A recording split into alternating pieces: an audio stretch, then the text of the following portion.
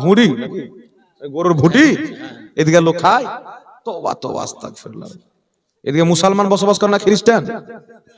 মুসলমান বসবাস করে। আমল হতে পারে নাকি বেধর্মীদের মতো আমল হতে পারে, যেমন নামাজকে ছেড়ে দেওয়া কাফিরদের মতো আমল আছে না নাই?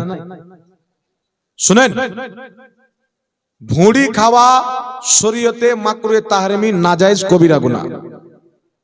কথা বুঝতে পারছেন? পেশাব, রাসূল পাক বলছেন পেশাবের থলি পান করা তোমাদের জন্য জায়েজ নাই,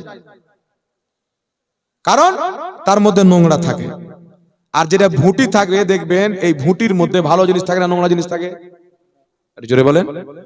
ফুকাহায়ে কেরাম রাসূল পাক সাল্লাল্লাহু আলাইহি সাল্লামের হাদিসকে সামনে রেখে এটাই মত জানিয়েছে যে গরু ছাগলের ভুঁটি খাওয়া স্পষ্ট নাজায়েজ। তাহলে খাওয়া যাবে? এই জোরে বলেন, খাওয়া যাবে? এই জন্য খবরদার, ছাগলের হোক গরুর হোক ভুঁড়ি খাবেন না। পয়সা যদি না থাকে ভিক্ষা করবেন, তো মাংস কিনে খাবেন নাকি বলেন, কিন্তু ভুঁড়ি খেন। ইসলামে ভুঁড়ি খাওয়া জায়েজ নয়।